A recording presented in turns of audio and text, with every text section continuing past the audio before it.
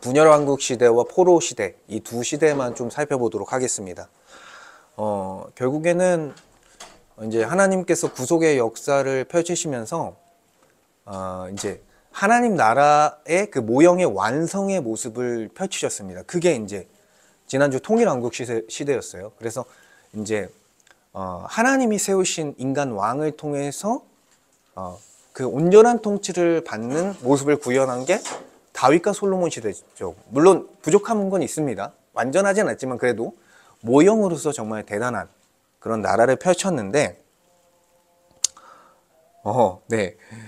그 분열왕국 시대에 들어서면서 이제 그 모형의 몰락이 시작이 됐다라는 거죠. 그래서 이 분열왕국 시대는 이스라엘의 우상 숭배는 두 왕국으로 이스라엘이 분열되는 결과를 가져왔고, 하나님 나라의 모형인 이스라엘이 몰락하기 시작되었다라는 것을 이제 설명하고 있습니다. 그래서 이 분열왕국 시대도 하나님께서는요 주권을 이제 세워 주셨는데, 분열왕국 시대에도 다윗의 후손 가운데 있는 다윗 계열의 그 인간왕을 세우셔서 남유다를 개혁하시고요, 그리고 통치하시는 역사를 펼치셨습니다. 그리고 선지자들을 통해서 타락한 남유다와 북이스라엘을 회개시키고 또 돌이키게 하는 그런 은혜를 주셨다라는 거예요. 그것을 통해 부족하지만 이런 통치의 역할을 하게 하셨죠.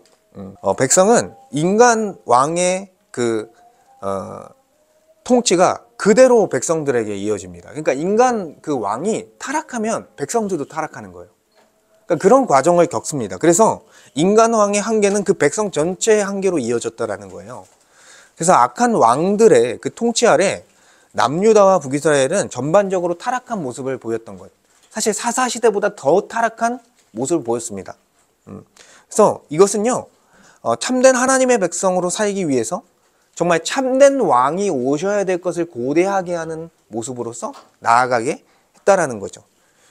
그래서 왕의 악함이 백성 전체의 악함으로 확산되었고, 악한 왕, 특히 북이스라엘은 대부분의 왕이 이제 거의 전체가 타락했습니다. 그래서 그들은 어떻게 했냐면 왕하 17장 16절을 보니까 그들의 하나님 여호와의 모든 명령을 버리고 자기들을 위하여 두 송아지 형상을 부어 만들고 또 아세라 목상을 만들고 하늘의 1월 성씨를 경배하고 또 바알을 섬기고.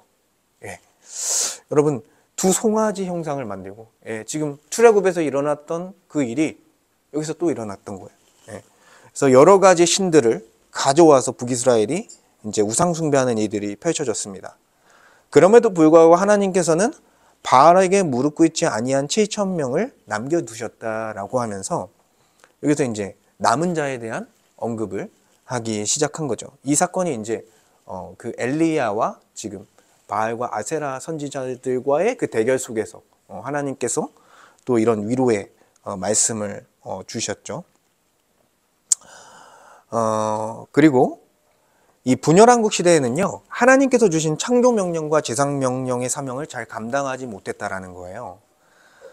통일왕국 시대를 지나서 분열왕국 시대에 들어가서 인간왕의 실패가 있었고 우상 숭배가 있었고, 그리고 백성들 전체의 불순종이 있다 보니까 신실한 자녀들을 낳고 길러내며 하나님 나라를 영광스럽게 세우는 그 창조 명령을 이행하지 못했습니다. 그리고 하나님의 이름을 높이면서 다른 이방 제사장 나라의 역할을 하면서 다른 나라들이 하나님을 섬기는 것을 잘 감당하지 못했다라는 거예요. 그럼에도 불구하고 하나님은 다윗 언약을 붙들고 남은 자들을 보존하셨고요, 다윗 계열의 선한 왕들을 통해 개혁하시고 선지자들을 통해서 회개와 회복의 촉구를 통해서 희미하게나마 어떤 이 창조 명령과 지상 명령을 희미하게나마 이 사명을 감당하게 하셨다라는 것입니다.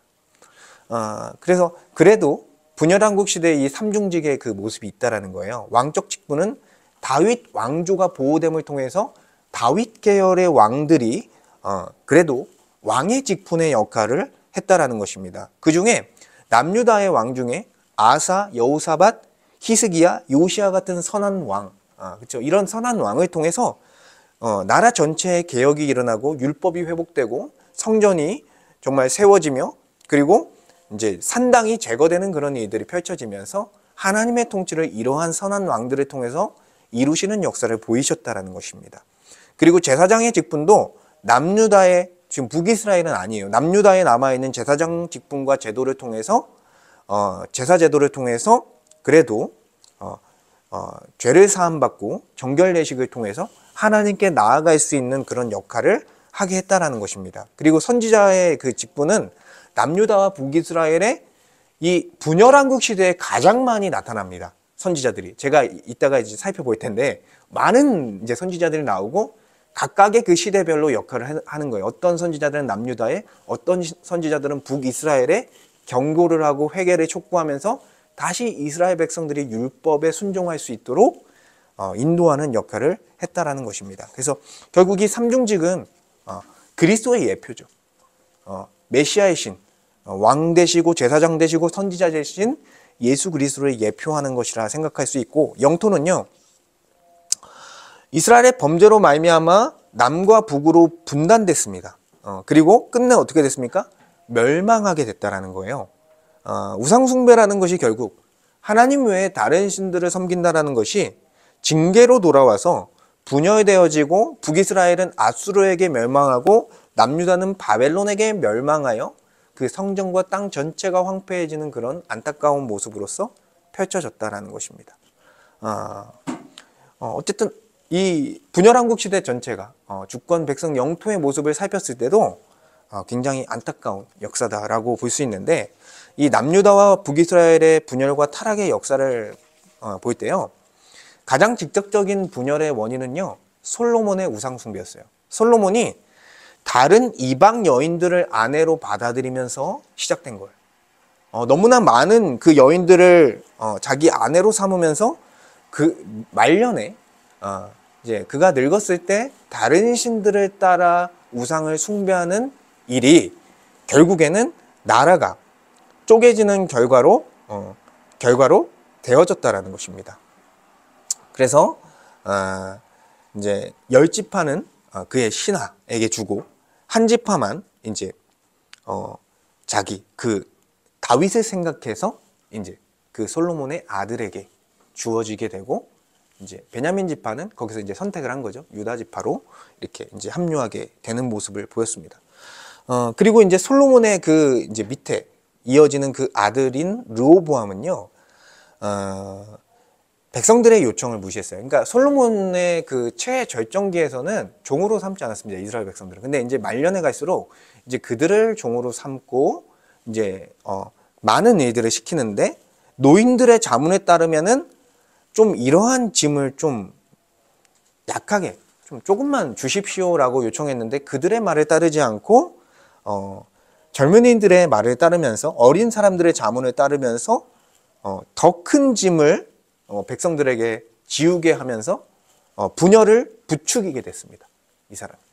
그리고 여로보암 1세라는 그 사람을 북이스라엘의 왕으로 세워지고 결국에는 나라가 분열되는 결과를 가져왔다는 거예요. 근데 이 북이스라엘의 여로보암 1세가 다윗 왕과 같이 산다면 하나님께서 복 주실 것이다라는 약속을 했음에도 불구하고 북이스라엘의 시작부터 완전히 첫 단추부터 잘못된 단추를 끼웠다라는 거예요.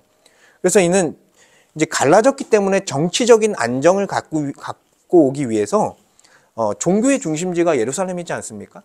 근데 그 베델과 단에 금송아지 두 형상을 세워가지고, 그리고 제사장을 임의로 선택하고 절기를 비슷하게 만들어요. 예, 비슷하게 만들어가지고 지키게 함으로써 그들의 백성들의 종교적인 필요를 북이스라엘의 영토 안에서 해결하게끔 하려고 그가 여호와를 배반하고 우상 숭배를 그의 정치의 도구로서 활용하게 됩니다. 그리고 산당을 지으면서 나라 전체가 영적으로 타락하게 되는 그런 결과를 가져오게 됐다라는 거예요. 그래서 북이스라엘의 왕을 판단할 때 여로보암의 길로 행했냐, 행하지 않았냐, 그와 같이 악을 행했냐, 행하지 않았냐로 평가하게 되는 거예요. 그래서 이스라엘의 모든 왕이 여로보암이 만든 금송아지 우상 체제를 그대로 따랐습니다. 예, 멸망할 때까지 그렇게 따른 거예요. 여러분, 그냥 멸망시킨 게 아니라 가장 근본적인 원인은 우상 숭배라는 거예요. 물론 예후라는 왕이 있었어요. 예후라는 왕은 바알을 제거했습니다. 예. 가나안 땅의 우상인 바알을 제거했는데 그럼에도 불구하고 베델과 단에 있는 금송아지를 없애지는 못했다라는 거예요. 그러니까 예후가 그나마 북이스라엘에서는 그나마 선한 왕이에요. 선한 왕이라고 말하기 좀 그렇지만 그나마 괜찮은 왕이에요. 근데 다른 사람들은 다 볼 것도 없습니다. 그리고 그 중에 괴물 같은 가장 심각했던 아합 왕 같은 그런 사람들이 있었다라는 거죠. 제가 이제 밑에 북이스라엘의 왕들을 쭉 나열해놨어요. 예. 그래서 여기서 뭐냐면 흰색으로 표시된 사람은 악한 왕이고, 그리고 중간색으로 표시된 사람은 선함과 악함이 섞여 있는 왕이고, 검정색은 선한 왕이에요. 근데 검정색 자체가 없어요. 그러니까 선한 왕이 없다라는 거예요. 예. 그리고 나머지 다 흰색이잖아요. 그래서 여로보암 1세, 나답, 바하사, 엘라, 시므리, 오므리, 아합, 아하시아, 요람. 그래서 여러 왕조들이 섞여 있습니다. 남유다처럼 다윗 계열의 왕들로 이어지는 것이 아니라 계속 쿠데타를 일으키고 반란을 일으키면서 왕들이 갈아치워지는 그런 역사가 이어지는 거예요.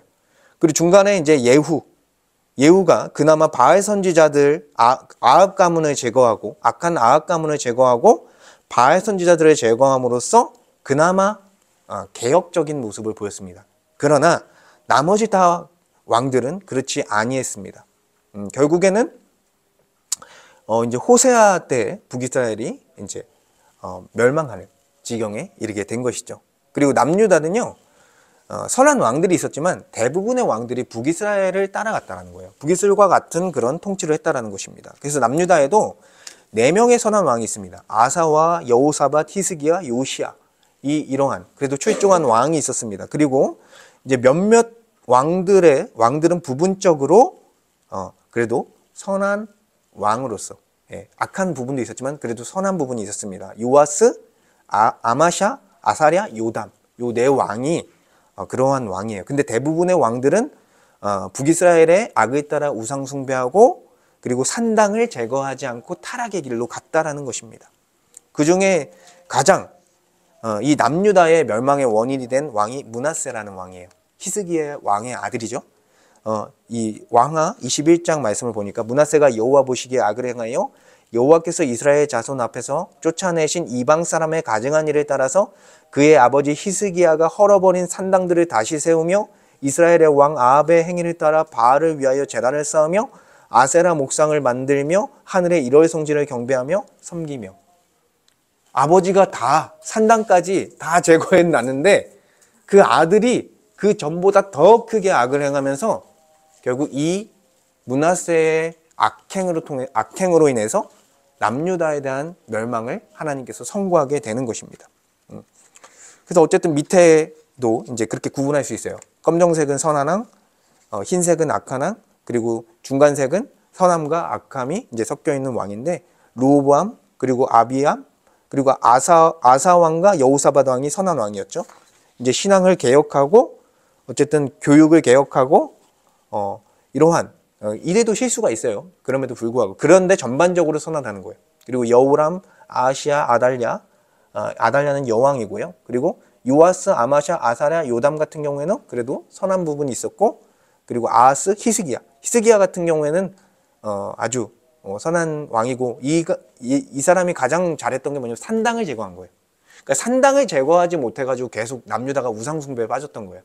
근데 산당을 제거했다는 것입니다. 그리고 이제 가장 악한, 어떻게 보면 남유다에서 가장 악한 왕이었던 므낫세가 있고, 그리고 아몬, 그 다음에 요시야를 통해서 율법책이 발견됐다.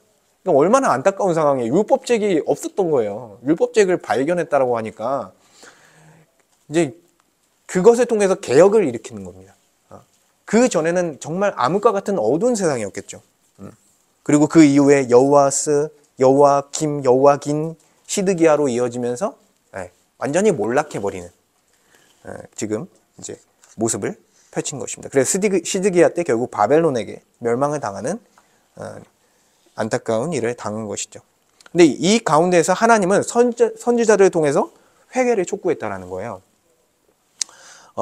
분열왕국 시대는 영적으로 어두운 시대였지만 하나님은 끊임없이 선지자들 통해서 회개를 촉구했다라는 것입니다. 그래서 대표적인 선지자가 누구예요? 엘리야라는 사람이죠. 많은 그 지면을 할애해가지고 엘리야의 이야기를 하고 있어요. 특히나 이제 바알과 아세라 그 선지자들과 대결하는 갈멜사의 대결에서 하나님께서 불로 응답하시면서 그 우상 숭배자들의 선지자들을 죽이고 여호와 하나님은 참 하나님이심을 이제 드러내며 이스라엘의 회개를 촉구했습니다. 예, 그래서 엘리야를 크게 쓰셨죠. 예, 물론 이세벨의 그 위협으로 이제 도망치면서 자신의 생명을 거둬달라고 이렇게 엘리야가 할 때도 있었지만 그럼에도 불구하고 하나님께서 다시 그를 일으키셔서 예, 그렇죠. 로뎀나무에서 다시 일으키셔서 다시 사역을 감당하게 하는 예언을 하시고 이렇게 다시 감당해야 하는 그런 일들이 있었습니다. 그리고 엘리야 다음에 엘리야의 후계자로 세워진 엘리사도 많은 지면을 할애했죠. 그래서 기적과 말씀의 역사를 일으켰고 북이스라엘의 멸망 직전까지 왕들과 백성들에게 끊임없는 경고와 은혜의 초청을 했다라는 것입니다. 그래서 갑절의 은혜를 엘리사에게 준 거예요. 엘리야를 통해서. 근데 엘리야는 승천했습니다. 구약에 승천한 두 명이 있죠. 한 명이 에녹이고 그다음 엘리야. 그래서 엘리야가 어쨌든 신약에서 이제 세례 요한으로서 어떻게 이제 엘리야 같은 선지자로서 세례 요한을 보내셔서 메시아를 준비시키는 역할을 감당하게 하시는 그런 하나님의 사역이 있었죠. 그리고 북왕국 북이스라엘 같은 경우 호세아와 아모스 남유다에는 이사야와 미가와 같은 그런 후기 선지자들을 통해서 결국에는 돌이키라는 거예요. 우상 숭배에서 돌이키고 그렇지 아니하면 심판이 임할 것이다. 멸망할 것이다라는 경고를 계속했습니다. 근데 그 경고를 무시했다라는 게 문제인 거예요. 그래서 이제 선지자들도 쭉 정리를 했어요. 제가 언제 활동했고 주요 내용은 뭐고 엘리야와 엘리사 그리고 요엘, 오바댜, 요나, 아모스. 요나 같은 경우에는 이제 북이스라엘 선지자로서 니느웨에 가서 그들에게 또 그들의 회심을 감당한 싫지만 어쩔 수 없이 담당한 그런 역사까지 이방인에 대한 하나님의 관심이 있었죠. 그리고 아모스, 호세아, 그리고 이사야, 미가, 나훔 선지자를 통해서 이제 하나님께서는 스바냐, 예레미야, 하박국 이런 선지자를 통해서 하나님께서 계속해서 말씀을 전하시고 회개의 촉구와 또한 회복의 운동을 펼쳤다라는 것입니다. 그래서 언약의 관점으로 해석한 이 분열왕국 시대는요, 하나님 나라의 모형적으로 성취된 이스라엘이 그 역할을 다하고 쇠퇴하는 모습이에요. 모형은 실패한 거예요. 참된 왕이 오셔야 돼요. 참된 왕이. 그래서 분열왕국 시대는 백성의 대표인 왕의 믿음과 행위에 따라 백성의 운명이 결정되는 그 대표성의 원리를 잘 보여준다라는 것입니다. 그러니까 진정한 참된 왕이 필요하다는 것을 계속 보여주는 거예요. 그리고 분열왕국 시대는 회개를 촉구하는 선지자들을 통해 진노를 지연하고 회개를 기대하시는 은혜를 하나님은 보여준다. 선지자들을 통해서 계속 돌이키는 그런 은혜를 베풀어 주신 거죠. 노하기를 더디하시는 하나님의 모습인 거예요. 이거는 즉각적으로 심판하는 것이 아니라 이 몇 번을 준 겁니까? 이 수많은 선지자들 통해서 계속 회개를 촉구하고 있는 것입니다. 그리고 분열왕국 시대는 타락으로 인해 멸망한 북이스라엘과 달리 유지되는 다윗 왕조의 모습을 통해 다윗의 후손으로 회복될 하나님 나라를 그럼에도 불구하고 기대하게 한다라는 것이죠. 그리고 여기가 중요한데요. 분열왕국 시대 때부터 시작된 새 언약의 약속이에요. 이제는 아브라함 언약, 모세 언약, 다윗 언약 위에 세워진 새 언약을 통해서 이제 하나님 나라에 대한 모든 약속과 계시를 이제 새 언약을 통해서 이제 다 약속 예언을 해주십니다. 그래서 새 언약은 다윗의 후손으로 오실 왕의 통치 아래 성령께서 하나님의 백성의 부패한 마음을 새 마음으로 변화시킴으로 마침내 온전한 하나님 나라가 이루어질 것을 약속하는 언약이다라고 할 수 있는 거예요. 그래서 제가 이제 여러 이제 선지서의 그 내용을 가져왔는데 요해서에서는요 성령 강림에 대한 약속이 있습니다. 저희가 사도행전을 지금 살피고 있잖아요. 근데 사도행전의 그 성령 강림의 약속이 이미 요해서에서부터 예언이 되어 있다라는 거예요. 그래서 요해서 2장 28에서 29절을 보니까 그 후에 내가 내 영을 모든 육체에 부어주리니 너희 자녀들이 장래일을 말할 것이며 너희 늙은이는 꿈을 꾸며 너희 젊은이는 이상을 볼 것이며 그때 내가 또 내 영을 남종과 여종에게 부어줄 것이며 갑작스럽게 사도행전에서 나온 게 아니라 이미 예언이 되어 있는 것입니다. 성령을 통해 하고자 하는 역사가 있는 거예요. 그리고 이사야에서는 새 언약과 새 창조 메시아에 대한 예언들이 나옵니다. 그래서 다윗의 후손 메시아가 통치할 것이다. 한 아기가 우리에게서 낳고 그가 그 정사와 평강에 더함이 무궁하며 만군의 여호와의 열심히 이를 이루시리라 라고 말씀하고 있고요. 성령의 기름 부으신 메시아와 새 창조의 회복을 예언하며 이새의 줄기에서 한 싹, 이새의 줄기에서 한 싹이 난다는 것은 메시아를 얘기하는 거죠. 예수 그리스도를 이제 예표하는 거죠. 그의 위에 여호와의 영, 곧 지혜와 총명의 영, 성령을 부어주실 거예요. 모략과 재능의 영, 지식과 여호와를 경외하는 영이 강림하시리니. 그래서 예수님께서 오셨을 때 누구에게 세례를 받습니까? 세례 요한에게 세례를 받으시며 하나님의 음성이 들리고 나의 사랑하는 아들이라는 하나님의 음성이 들리고 비둘기 같이 그런 성령이 임하는 그런 사건이 있던 게 이미 예언되어 있던 이 약속들이 성취되는 결과라는 거예요. 그리고 성령에 부어져 의와 평강의 열매를 맺을 것을 이제 예언한다. 성령께서 위에서부터 부어질 것이고 그때 정의가 광야에 거하며 공의가 밭에 거하리니 공의의 열매는 평안이요 의의 결과는 영원한 평안과 안전이라. 결국 왕을 통해 어떤 나라를 정말 완전한 공의와 정의를 행할 것을 말씀하고 있는 거죠. 그리고 메시아이신 예수 그리스도 안에서 새 언약이 성취될 것이 예언되었고, 그리고 여러분도 잘 알다시피 이사야 53장에서는 고난받는 종으로서 예수님께서 메시아로 오셔서 죄인들의 죄의 문제를 해결할 것을 설명하고 있습니다. 그래서 이사야서 53장 4, 5절을 보니까 그는 실로 우리의 질고를 지고 우리의 슬픔을 당하였거든 우리는 생각하기를 그는 징벌을 받아 하나님께 맞으며 고난을 당한다 하였노라. 그가 찔림은 우리의 허물 때문이요 그가 상함은 우리의 죄악 때문이라. 그가 징계를 받음으로 우리가 평안을 누리고 그가 채찍을 맞음으로 우리가 나음을 받았도다. 이미 우리의 죄를 해결할 그 구원자를 이미 예언하신 것입니다. 그리고 메시아를 통해 이 영원한 언약, 이제 새 언약을 통해서 영원한 언약이 맺어질 것이고 확실한 은혜가 이제 주어질 것입니다. 그리고 새 하늘과 새 땅에 대한 약속도 이사야에서부터 있는 거예요. 65장에 보라 내가 새 하늘과 새 땅을 창조하나니 이렇게 설명하고 있어요. 그리고 미가서에서 메시아의 도래와 새 시대를 약속한다. 그래서 메시아의 탄생 어디서 합니까? 베들레헴. 미가서 5장에 보니까 베들레헴 에브라다야 이스라엘을 다스릴 자가 내게서 내게로 나올 것이라 이미 예언되어 있어요. 그리고 새 시대가 올 것을 설명하고 있고 호세아서에서는 이제 언약 회복과 새 언약적 그 결혼에 대한 예언을 하고 있는 거예요. 그러니까 이스라엘과 하나님의 관계를 묘사하면서 지금은 그리스도, 신랑 되신 그리스도와 신부인 교회의 모습을 어떻게 보면은 예표로서 보여주는 거죠. 그리고 아모스서에서는 다윗의 무너진 장막을 일으킬 것이다. 이런 표현이 뭐예요? 하나님 나라. 새 언약의 왕궁인 하나님 나라를 다시 도래하게 할 것에 대한 약속이죠. 그리고 스바냐서 남은 자의 약속이 있어요. 특별히 스바냐서에서는 그래서 하나님의 씨를 보존하셔서 스바냐서 3장에 보니까 내가 공고하고 가난한 백성을 내 가운데 남겨두리니 그들이 여호와 이름을 의지하여 보호를 받을지라 이렇게 설명합니다. 그리고 예레미야서 이 말씀이 굉장히 중요해요. 이 말씀이 새 언약의 핵심입니다. 그래서 율법이 이 말씀이 뭐냐면 율법이 마음에 새겨져 모든 백성이 하나님을 알고 죄사함을 받아 율법을 행할 수 있게 할 것을 예언한 그 내용이에요. 그래서 조금 길더라도 제가 말씀을 보면 예레미야 31장 31절에서 34절에 여호와의 말씀이니라 보라 날이 이르니니 내가 이스라엘 집과 유다 집에 새 언약을 맺으리라. 새 언약을 맺을 것이다 라고 명시적으로 말씀하고 있습니다. 곧 내가 그들의 조상들의 손을 잡고 애굽에서 인도하여 내던 날에 맺은 언약과 같지 아니할 것은 이거는 모세의 언약을 말하는 거예요.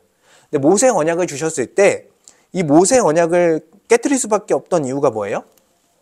그들의 마음은 바꾸지 않았다는 거예요. 율법을 돌판에 새기면서 법은 주셨는데 그들이 그것을 순종할 만한 능력이 없었다는 것입니다. 근데 그 순종할 수 있는 능력을 주시겠다라는 거예요. 그러나 그날 후에 내가 이스라엘 집과 맺을 언약은 이러하니 여호와의 말씀이니라. 내 법을 그들의 속에 두며 그들의 마음에 기록하여 나는 그들의 하나님이 되고 그들은 내 백성이 될 것이라.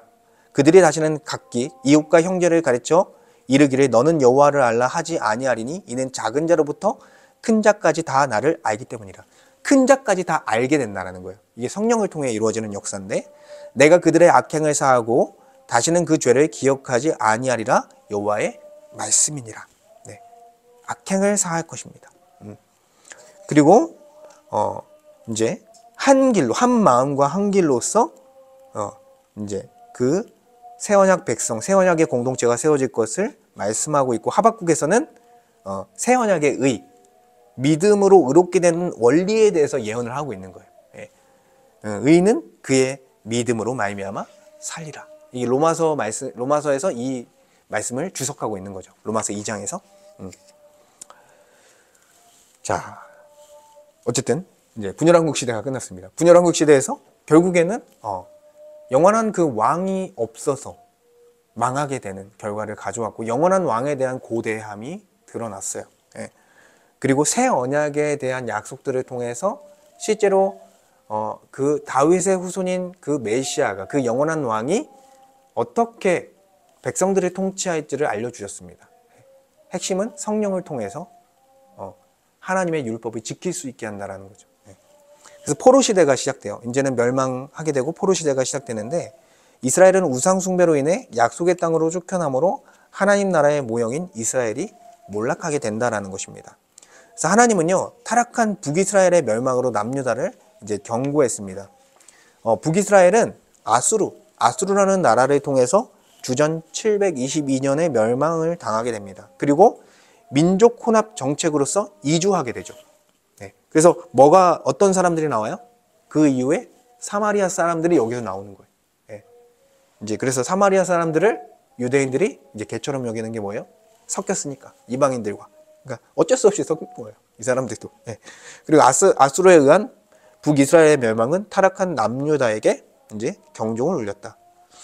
열왕기 하 18장에서 이제 그들이 이제 멸망할 것을 말씀하는데, 어쨌든 이것이 지금 남유다에게도 메시지를 던지고 있는 것이죠. 남유다는, 그럼에도 불구하고 남유다는 하나님의 심판을 받아 멸망하고 포로가 되었다라는 거예요. 안타깝게도. 그래서 남유다는 요시야 왕 이후 이어진 네 명의 그 왕, 여호아스, 여호아김, 시드기야, 아주 급속도로 몰락하며 여호와 보시기에 악을 행했습니다. 그리고 멸망하면서 1차 바벨론 포로, 2차 바벨론 포로, 3차 바벨론 포로를 겪으면서 멸망하게 됐다는 거예요. 2차 바벨론 포로 때는 여호아킴 왕이 3년에 그 하나님의 경고를 무시하고 악행을 멈추지 않아서 결국 침공을 당하게 됩니다. 바벨론에 그 침공을 당하게 되고, 2차 바벨론 포로 때는 여호아긴 왕이 바벨론을 통해서 예루살렘이 함락되는,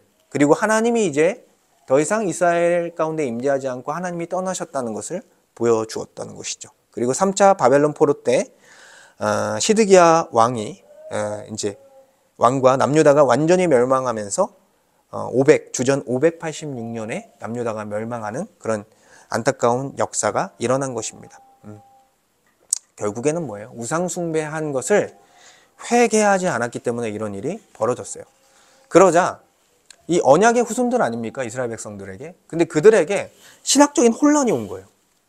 우리가 아무리 이렇게 죄를 범한다 해도 하나님은 신실하신 분이신데 어떻게 우리가 이렇게 멸망할 수 있습니까? 라는 의문이 생기는 거죠. 이 포로기 가운데 그 답을 찾아가는 것입니다. 그래서 남유다의 멸망과 포로됨은 하나님의 언약에 대한 의문과 혼란을 발생시켰다는 거예요. 근데 아브라함 언약을 통해 하나님 나라를 약속하시고, 모세 언약을 통해 하나님의 백성으로 삼으시며, 다윗 언약을 통해 그 나라를 영원히 견고하게 하시겠다는 그 약속이요, 하나님의 그 언약이 끝나버린 것처럼 보인다는 것입니다. 근데 이스라엘 백성들은 뭐예요? 제가 전에도 모세 언약 때 말씀드렸지만 모형인 거예요, 모형. 예, 진짜 아브라함의 후손은 누구예요? 그리스도와 그와 연합된 교회를 향해 있습니다. 근데 이들은 실제 역사를 살고 있기 때문에 자신들이 아직 그 새 언약의 백성으로서 완성된 자들이 아니라는 것을 모르는 거죠. 이 사람들은 옛 언약의 백성들이고, 물론 이 중에서도 남은 자들이 있었습니다. 그럼에도 이들은 그런 혼란을 겪게 되고 있는 것이죠. 왜냐하면 다 계시가 완성된 것이 아니고 다 계시가 주어지지 않아서 우리가 보는 관점으로 구약을 이해할 수 없었던 거예요. 그래서 그래서 이스라엘은 혼란과 언약적 위기 가운데 자신들과 하나님을 돌아보게 되었습니다. 결국에는 그들이 쫓겨난 이유가 뭐예요? 그들이 하나님이 그렇게 하신 것이 아니라 그들이 우상숭배를 하고 모세 언약을 깨고 율법을 어겼기 때문에 자신들이 쫓겨났다는 사실을 발견하게 되고 회개하는 역사가 일어나는 거예요. 그래서 다니엘서 9장에 보니까 내가 금식하며 베옷을 입고 죄를 덮어쓰고 주 하나님께 기도하며 간구하기를 결심하고 또 여호와께 기도하여 자복하고 이제 주의 계명을 지키는 자를 위하여 언약을 지키고 그에게 인자를 베푸시는 이어 온 이스라엘의 주의 율법을 범하고 치우쳐 가서 주의 목소리를 듣지 아니했습니다. 우리가 이런 죄를 졌습니다. 이때서야 고백을 하는 거예요. 그러면서도 언약을 근거해서 또 하나님의 긍휼하심을 구하고 있는 거예요. 나의 하나님이여 귀를 기울여 들으시며 눈을 떠서 우리의 황폐한 성황과 주의 이름으로 일컫는 성을 보옵소서. 우리가 주 앞에 간구하옵는 것은 우리의 공의를 의지하는 것이 아니요 주의 큰 긍휼을 의지하여 함이니이다. 그러니까 하나님의 긍휼을 의지하며 주여 용서하소서. 그럼에도 불구하고 우리를 불쌍히 여기소서. 그래서 이것을 귀를 기울이시고 지체하지 마시고 우리를 용서해 주십시오. 우리를 다시 회복시켜 주십시오. 이러한 회복의 회개의 운동이 이 포로기 가운데 일어나는 거죠. 우리 자신의 죄에 고난을 겪어야 이제 알게 되는 거예요. 우리도 그렇잖아요. 고난을 겪어야 정말 문제는 나였구나. 나의 죄였구나. 나의 우상숭배였구나. 이것을 제거해야 되는 문제였구나 라는 것을 발견했듯이 이스라엘 백성들도 똑같았던 거예요. 근데 하나님께서는 언약을 통해서 그리스도의 계보를 통해 어쨌든 그리스도가 나오셔야 됐고 하나님께서는 은혜를 입은 남은 자들을 남겨놓으셨다라는 거예요. 남은 자들을 통해 새 시대를 준비하시는 하나님. 그래서 멸망한 남유다 백성들은 여러 곳으로 흩어졌습니다. 바벨론으로 끌려간 사람도 있고 애굽으로 끌려간 사람도 있고 약속의 땅에 가나안 땅에 남아있는 사람들도 있었습니다. 근데 여기서 다른 민족들과 섞이지 않고 그 유대인의 공동체를 정체성을 지켜온 사람들이 있다라는 거예요. 그 사람들이 바로 남은 자들이다라는 것입니다. 그래서 남은 자들은 이스라엘의 멸망을 새로운 시각을 통해 바라보았습니다. 결국에는 이스라엘은 모세 언약에서 주어진 율법을 지킬 수 없는 무능한 존재자라는 것을 발견했어요. 그리고 이스라엘의 멸망은 스스로의 죄악을 돌아보게 하는 심판일 뿐만 아니라 더 큰 은혜의 구원과 완전한 거룩을 소망하는 그런 과정으로서 이어지게 된다는 거예요. 그리고 예레미야는 남은 자들에게 일정 기간 주어진 포로 생활에 적응해서 살아가던 것을 요청합니다. 그러니까 바로 회복하지는 않는다는 거예요. 포로 기한 시대가 오더라도 그게 완전한 회복도 아닐 것이고 기간이 있습니다. 기간이 지난 후에 그렇게 너희들이 이제 귀환하게 될 것이다라는 것을 말씀하고 있는 것이죠. 단기간에 이루어지는 것이 아니라 회복의 때를 기다리며 겸손해라. 이렇게 말을 하고 있는 것입니다. 그러면서도 어쨌든 남은 자들을 돌보십니다. 그러니까 여호와킨이 잡혀갔었지만 다시 여호와킨을 복권시키면서 잠시 작은 희망, 다윗 왕조의 희망을 보여주셨고요. 그리고 다니엘과 같은 사람을 그 제국의 한복판에서 총리로 삼으면서 하나님께서 언약 백성을 보호하고 있다는 것을 보여주고 있다는 것입니다. 그리고 회복을 소망하며 회개하는 신실한 자들을 남겨놨다는 거예요. 그래서 신실한 남은 자들은 자신의 죄를 반추하며 깊이 회개했다는 것입니다. 다니엘서 9장 3절에 내가 금식하며 베옷을 입고 죄를 덮어쓰고 주 하나님께 기도하며 간구하기를. 그리고 신실한 남은 자들은 하나님의 명령과 법에 따르는 일에 중차대함을 상기했다. 결국에는 우리가 율법을 지키는 것이 중요하구나. 그리고 하나님의 용서의 회복을 기대하고 간구했다. 그래서 중요한 건 뭐예요? 다시 이스라엘에 돌아가서 가나안 땅에 돌아가서 예루살렘을 탈환하고 그 땅을 되찾는 것이 중요한 게 아니라 우리가 하나님 앞에 바로 서는 게 더 중요하다는 것을 이들이 깨닫기 시작했다는 거예요.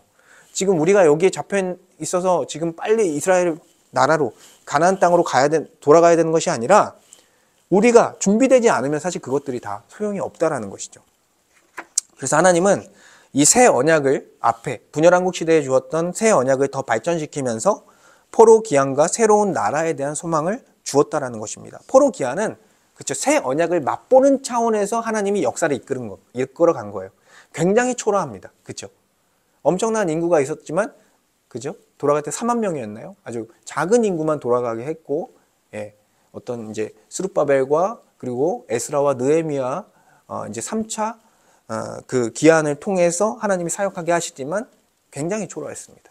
예, 결국에는 그것도 정말 참된 왕이신 메시아를 통해 이루어질 그 새로운 나라를 대망하게 하는 그런 사상으로 이어지게 된다는 것이죠. 그래서 백성을 새롭게 하는 새 언약을 이제 주십니다. 그래서 하나님은 선지자를 통해 이스라엘과 새 언약을 맺겠다고 약속하셨고, 아까 봤던 말씀 예레미야 31장이 그 말씀을 하고 있고, 그리고 하나님께서는 여기서 하나님의 법을 준수할 수 있는 새 마음과 새 영을 주실 거다라고 약속해 주셨어요. 그러니까 성령을 통해 새 마음을 줘서 이제는 돌판에 새기지 않고, 율법을 돌판에 새기지 않고 우리의 마음판에 새겨줘서 그 율법을 지킬 수 있게 할 것이다 라고 이제 에스겔에서 36장의 말씀에 기록되어 있는 거예요. 이 말씀도 굉장히 중요합니다.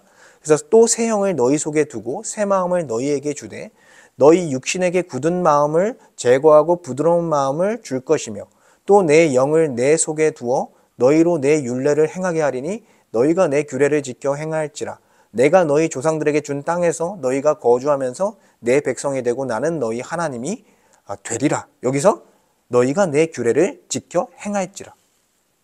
여기서 분명히 기록되어 있어요. 그러니까 마음을 변화시키는 것입니다. 우리가 예수를 믿게 되면 겉은 변화되지 않아요. 근데 우리의 본성이 변화됩니다. 마음이 변화돼요. 그리고 전에는 하나님 앞에 순종할 수 없는 자였는데 이제 순종하기 시작하는 역사가 실제로 일어납니다. 왜요? 새 언약의 그 약속이 우리에게 성취됐기 때문에, 이루어졌기 때문에 가능한 거예요. 그래서 이 새 언약을 통해 하나님은 관계를 회복하고 통치를 회복하는 역사를 또 약속하셨습니다. 새 언약을 통해서 완전하고 영원한 속죄를 이사야서 61장 말씀을 통해 약속해 주셨죠. 주 여호와의 영이 내게 내리셨으니 이는 여호와께서 내게 기름을 부으사 가난한 자에게 아름다운 소식을, 여기서 이 아름다운 소식이 복음이에요.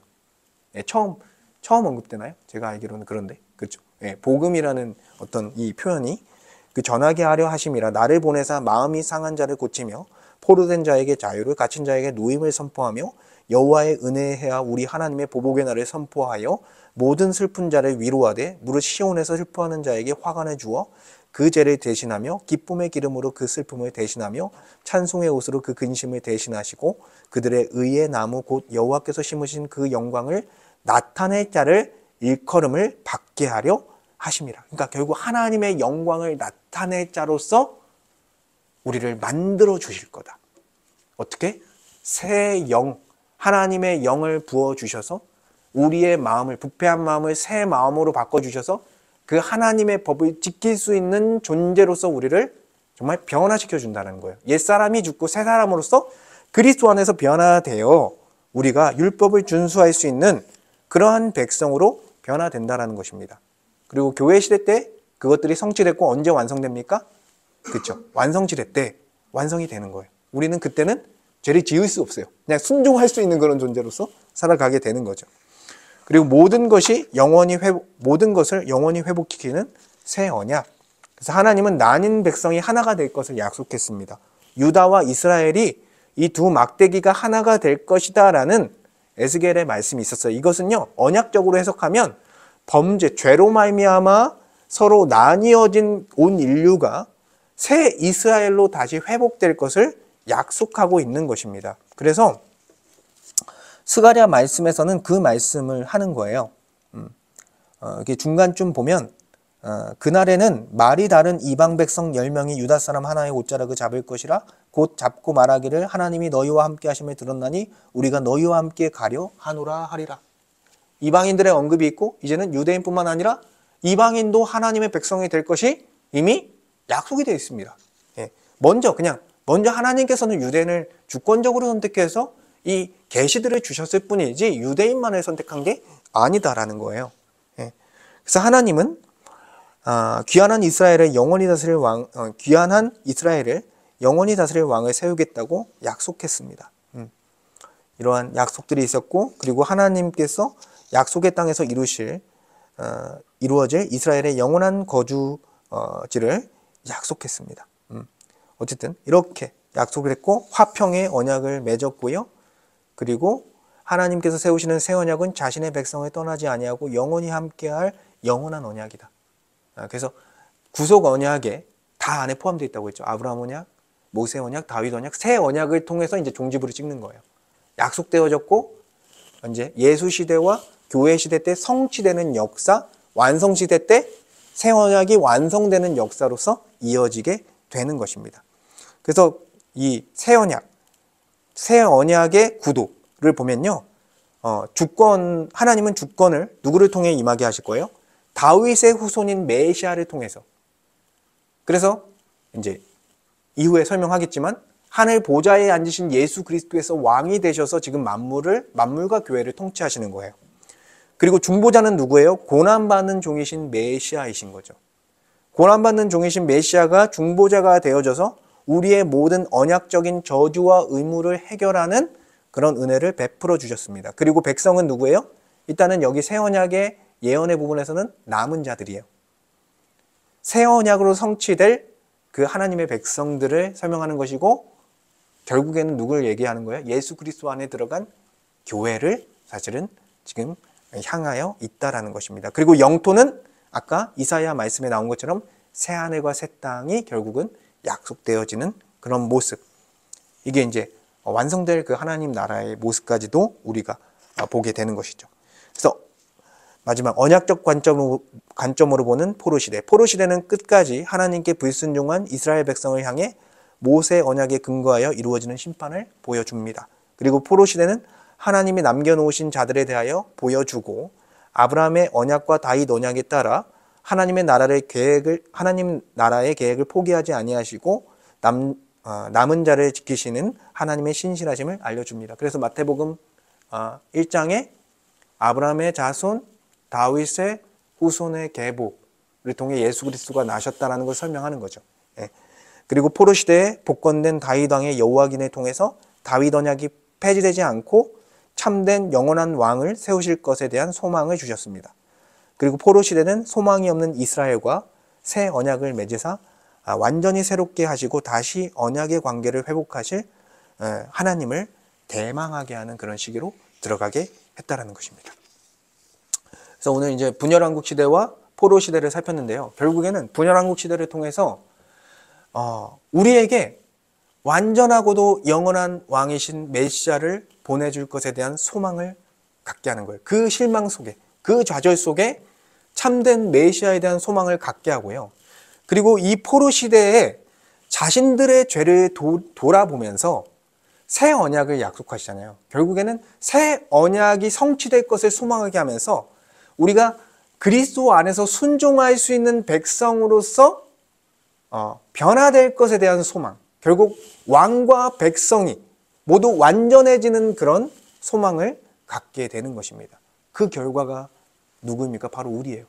그리스도와 그리스도의 통치를 받는 우리 교회가 이 언약들의, 이 구약의 약속들의 결과로서 임한 하나님의 성취다라고 할 수 있습니다. 그래서 우리는 이 언약들을 보면서 하나님께서 예수 그리스도를 그냥 갑작스럽게 보내신 것이 아니구나. 교회를 갑작스럽게 만든 것이 아니구나. 이 구약의 약속들에 따라 그 말씀에 따라 하나님께서 성취하신 역사가 그리스도요 그리고 교회인 우리구나라는 것에 우리는 감사할 수 있는 거죠. 그래서 이 은혜를 우리가 구약의 역사를 통해 더 깊이 또 우리가 깨닫기를 원합니다. 기도하고 마치겠습니다. 하나님 감사합니다. 이스라엘의 역사를 보며 정말 하나님 외에 다른 신들을 마음에 두고 그 온갖 가나안 땅과 이방 땅의 우상들을 섬기며 정말 그 온 땅이 하나님을 대적하는 모습을 보였습니다. 하나님은 그럼에도 불구하고 노하기를 더디하시고 정말 선한 왕을 통해 개혁하시고 선지자를 통해서 회개를 촉구하시고 또한 회복의 기회를 주셨음에도 불구하고 그들은 결국에는 우상을 쫓아 또한 하나님의 심판을 받게 됐습니다. 이것이 교훈하는 바, 결국 우리를 다스릴 참된 왕이 필요하며 그 참된 왕이 바로 우리 주 예수 그리스도라는 사실을 이 성경을 통해 보게 됩니다. 우리 주 예수 그리스도를 통해 영원하고도 완전한 왕이신 그분을 우리의 주님으로 삼아주시니 감사합니다. 주님의 통치를 받게 하시고 말씀과 성령의 통치를 받게 하시고 교회의 다스림과 치를 받게 하셔서 하나님 안에서 온전한 성도로서 우리가 설 수 있도록 은혜를 베풀어 주시옵소서. 또한 포로시대 가운데 자기의 죄를 깊이 들여다보며 결국에는 하나님께서 신실하지 않은 것이 아니라 정말 자신들의 죄로 말미암아 우상 숭배로 말미암아 무너져 내린 그들의 정말 현실을 보게 하시니 감사합니다. 우리 또한 우리의 마음을 살피게 하시고 우리 마음 가운데 하나님이 아닌 다른 신을 둔 온갖 우상들을 매일같이 제거할 수 있는 은혜를 허락하여 주시옵소서. 그리고 우리의 부패한 마음을 성령을 통해 우리를 변화시키며 새 마음으로 변화시켜서 하나님의 율법을 우리의 마음에 새겨 그 율법을 지킬 수 있는, 행할 수 있는 하나님의 백성이오 정말 하나님의 자녀로서 우리를 변화시켜 주시니 감사합니다. 우리가 믿음으로 우리의 존재를 보게 하시고 그리스도 안에서 변화된 새 사람이라는 사실을 분명히 붙들고 우리가 오직 의인은 믿음으로 말미암아 살리라는 그 말씀을 붙들고 우리가 오늘도 그리스도 안에서 변화된 새 사람으로서 살아갈 수 있는 은혜를 베풀어 주시옵소서. 주님께서 은혜 주실 줄 믿습니다. 감사드리며 우리 주 예수 그리스도 이름으로 기도드립니다. 아멘.